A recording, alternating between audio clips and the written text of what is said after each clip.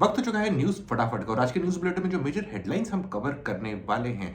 Twitter में जल्दी ही आ सकता है अनडू या रीडू ट्वीट का फीचर। जियो बुक हो रहा है रेडी। इसके अलावा रेलवे स्टेशन पे आपको प्री पेड वाईफाई नेटवर्क की सुविधा अब से उपलब्ध होनी स्टार्ट हो जाएगी। हाय फ्रेंड्स, मैं हूं संदीप और आप देख रहे हैं the mobile Indian.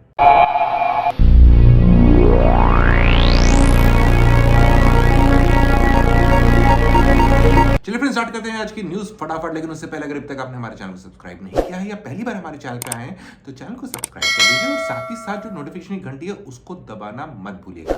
So friends, पहली स्टोरी हमारे पास आ रही है इंडियन रेलवेज की तरफ से।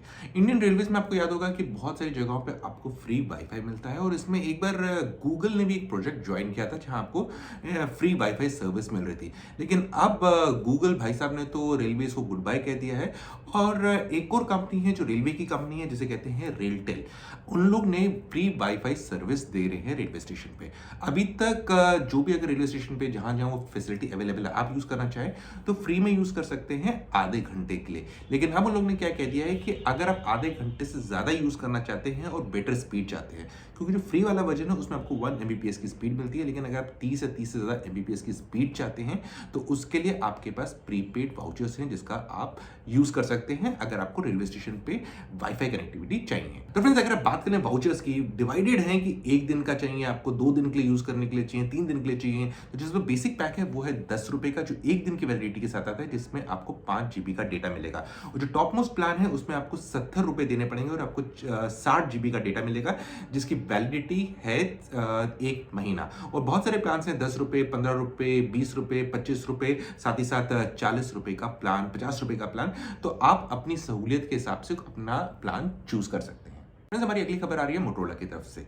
मोटोरोला ने रिसेंटली अभी यूरोपियन मार्केट में 2 फोन लॉन्च किए थे, G10 और G30। अब हमारे पास कंफर्मेशन आ चुकी है कि मोटोरोला 9 मार्च को भारतीय मार्केट में 2 फोन लॉन्च कर रहा है।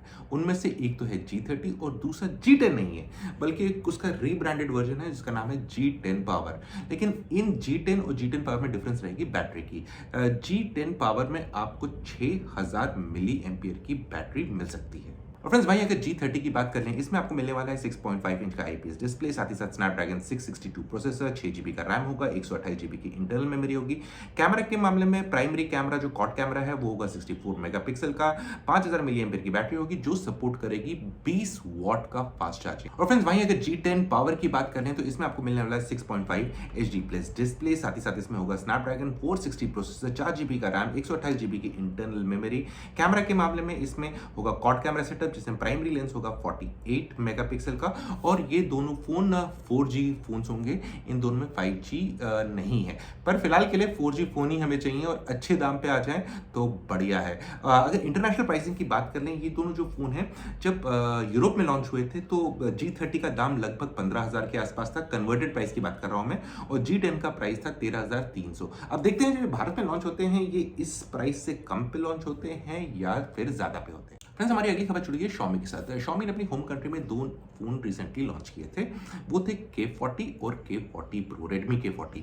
तो उस टाइम पे जैसे ही फोन लॉन्च हुए, अनाउंसमेंट्स, तो बहुत सारी लीक्स बाहर आ गई थी, बहुत सारे अपडेट्स बाहर आ गए थे जहां पर पता लग रहा था कि Xiaomi ने एक K40 को रजिस्टर लॉन्च करेंगे ग्लोबल मार्केट में पोको के नाम से, पोको के नाम से। और फिर बाद में एक और अपडेट आई थी जिसमें पता लगा पोको F3 हो सकता है K40। लेकिन अब कंफ्यूजन को और बढ़ाने के लिए एक और लीक सामने आ चुकी है जिसके मुताबिक ये पता लग रहा है कि K40 और K40 Pro मी ब्रांडिंग के साथ भारत में आ सकते हैं। और टू बी स्पेसिफिक, इनका नाम हो सकता है Mi 11X और Mi 11X Pro।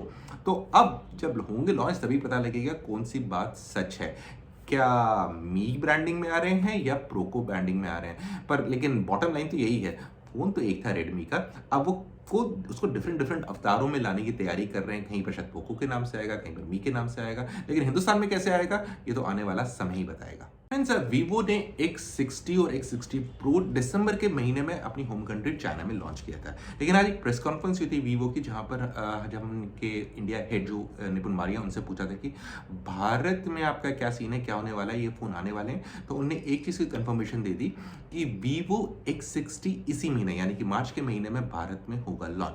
और जब उनसे पूछा गया कि X60 प्रो के बारे में बताइए, क्या वो भी भारत में लॉन्च होने वाला है, तो उस पर उन्होंने कोई अपडेट नहीं दिया। बोला जिस चीज़ को मैं कंफर्म कर सकता हूं वो है कि वीवो X60 इसी महीने भारत में होने वाला है लॉन्च। फ्रेंड्स, हमारी अगली खबर जुड़ी हुई है एसी के साथ। हायर एक कंपनी है जो होम अप्लायंसेस बनाती है। आज उन्हें ऐलान कर दिया है कि उन्होंने एक नया एसी भारतीय मार्केट में लॉन्च कर दिया है। और जो ये एसी है ये आता है क्लीन कूल ब्रांडिंग के साथ, और ये हॉट एंड कोल्ड एसी है, यानी कि गर्मियों में ठंडी हवा देगा, सर्दियों में गर्म हवा देगा। और दाम की बात करें, इसका दाम रखा गया है 66,000। और ये जो एसी है इसको 3 स्टार रेटिंग मिलती है। और टनेज की बात कर लें तो ये आपको 1.5 टन के वेरिएंट में मिलेगा। फ्रेंड्स, हमारी अगली खबर आ रही है रियलमी की तरफ से। रियलमी ने मलेशिया में एक नया स्मार्टफोन लॉन्च कर दिया है, रियलमी C21। इसका अगर कन्वर्टेड प्राइस की बात कर लें तो वो बन के आता है ऑलमोस्ट 8,900 रुपये। ये जो फ़ोन है ये बेस्ड है मीडियाटेक G35 चिपसेट पे। और इसमें आपके पास मिलती है 6.52 इंच का डिस्प्ले। अब रैम की बात कर लें तो इसमें आपको 3 GB का रैम मिल रहा है, 32 GB का इंटरनल स्टोरेज मिल रहा है, एक ही वेरियंट में आ रहा है। उम्मीद है ये फ़ोन शायद भारत में भी लॉन्च करें, पर क्या रियलमी ब्रांडिंग के साथ आएगा, नार्जो के साथ आएगा, उसका भी मालूम नहीं है। लेकिन जी हाँ, एक और बजट फोन उन लोगों ने लॉन्च कर दिया है।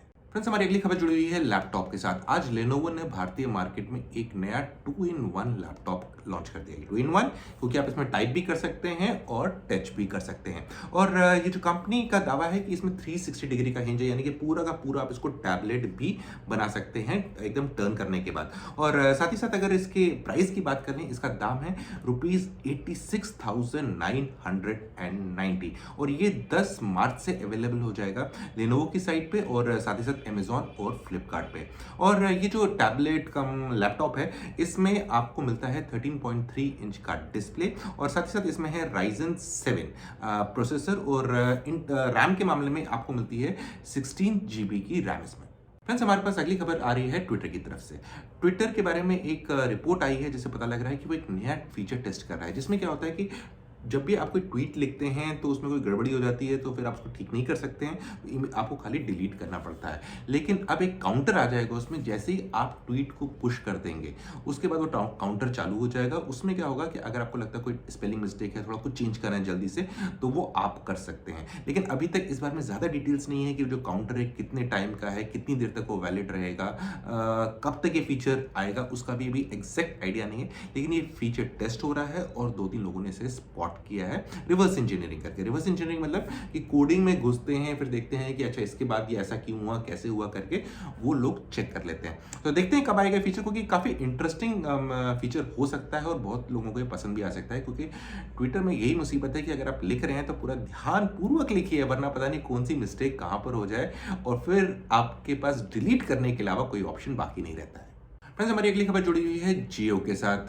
जियो एक अफोर्डेबल लैपटॉप पे काम कर रहा है और इसका नाम दिया गया है जियो बुक।